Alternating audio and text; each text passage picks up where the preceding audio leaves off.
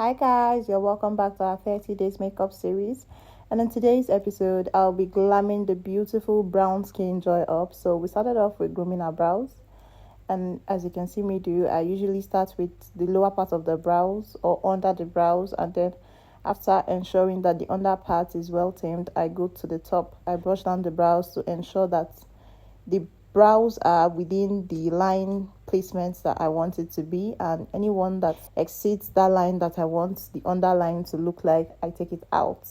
So personally, I love full brows. I love full brows a lot, and I always like to give the brow that shape that I desire before I go in to do my brows. I like to structure the brow in the exact structure that I want it to look like, and use pencils to draw in air-like strokes and make it look fluffy and natural.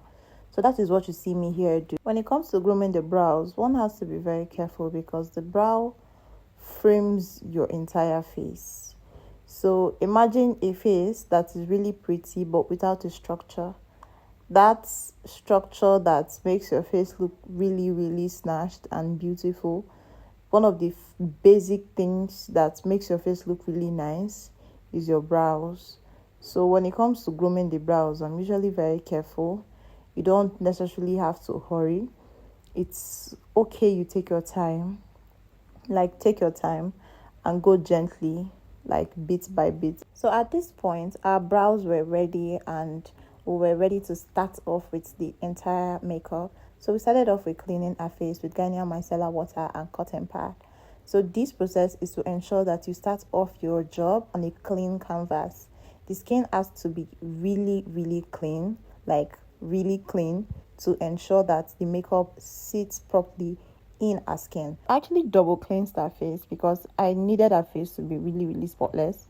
The first cotton pad in which I had used to clean our face had a lot of dirt, and I didn't want to gamble my work, so I had to go back again with another cotton pad and do another cleansing, and that is what you see me do. So sometimes when you clean your client's skin and you see a lot of dirt, you can go back again with another cotton pad and ensure that everywhere is literally clean. So to start off with the glam, I went in with an hydrating mist. Afterwards, I went in with an under eye cream, and after using the under eye cream to hydrate under our eyes, I went in with a moisturizer. So this was me literally moisturizing our entire face and ensuring that I create a smooth base in order to layer my foundation.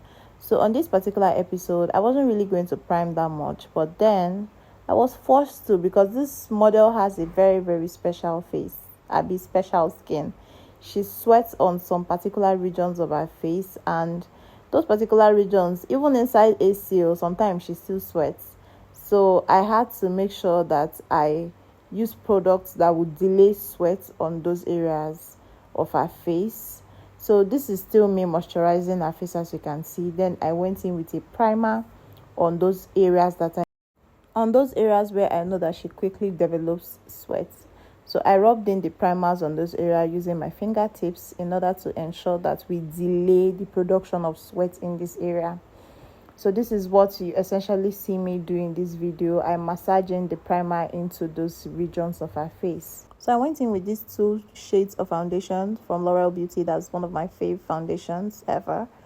This foundation is lightweight, at the same time it covers very well. So I went in with this foundation, blending in with a brush and ensuring that everywhere is fully coated before going in with one of my favorite blushes from Beauty by AD Collection on the areas where I want blushes to be applied. That's that point of her face, blending it into the under eyes softly and down to her cheek. Next, I went in with a concealer that is 2 to 3 shades lighter than our actual foundation shade to apply under her eyes, her chin, the bridge of her nose, and then her forehead in order to highlight the face and give it that snatch that I want it to have. So this is mainly for the purpose of snatching the face. Contouring and highlighting gives the face like a sort of snatch and a structure. So that is what you see me here do, and I do it lightly as well. I don't make my lines so visible.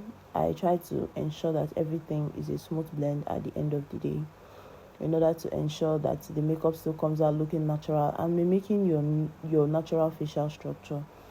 So that is what you see me do. So initially in the previous video, I had applied concealer, but I felt like it wasn't pronounced enough, so I went in with another layer and blended it into the skin again, as you can see me do.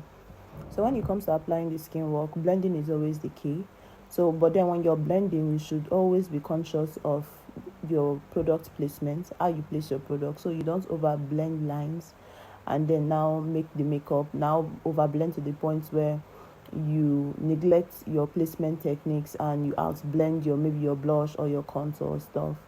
So you blend in a motion that considers your placement technique. So after blending in your cream product, you go in with a setting powder to lightly set under the under eyes, and ensure that you do not pack so much product while doing this, because you are not baking, you're literally setting.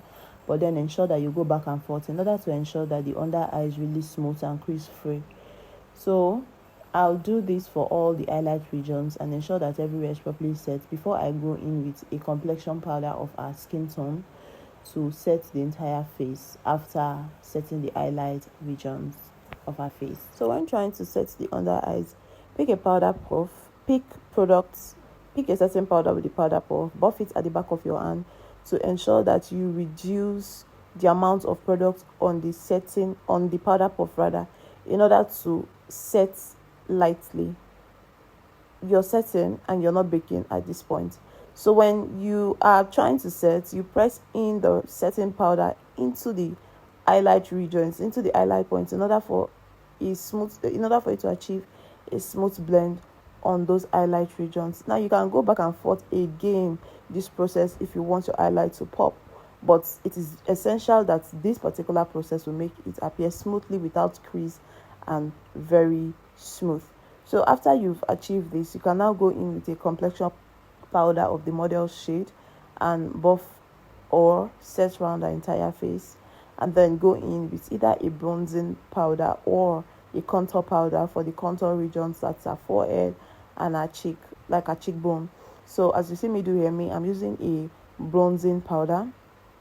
I'm not contouring, I'm softly bronzing our face, and then I went in with a powder that is in line with our undertone to set our entire face. And then at this point, I'm baking our face in order to ensure that by the time we start doing the eyeshadow looks, all the fall-offs will be easy for us to take out. So this is essentially the main reason why we bake. That's the main reason why I bake. I will not be baking. I go on and on until I have achieved the consistency of the product that I desire. Then I started off with my eyes. To start with this particular eye look that I'm trying to create, I start with using my matte lipstick from Nuban Beauty Cosmetics to prep the eyes as my primer and my base for the eyeshadow look. So after applying this eyeshadow primer smoothly, it's not an eyeshadow primer. So after applying this Nuban Beauty matte lipstick on the eyes, I went in with my bronzer from White Glam Cosmetics in order to set the eyes, and I applied this smoothly. And afterwards, I went in with an orange shade from Blossom Cosmetics eyeshadow to transition the brown eyeshadow look. So I kept blending in to ensure that these two shades marry in beautifully and the eyes have a particular pattern that I intend for this eye look to have. So I kept blending it in, as you can see me do in the video. So we've come to the end of today's makeup. If you have any questions about how we created this look up to this point, please drop your questions on the comment section. I'll be there to answer individually. Thank you for watching the video up to this point, and thank you for your subscription. If you're a first time viewer, you're welcome to this channel. So we'll see you again on our next one. Bye.